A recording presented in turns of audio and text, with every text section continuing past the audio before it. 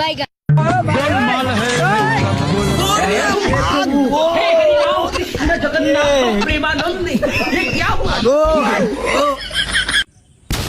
Hello hello.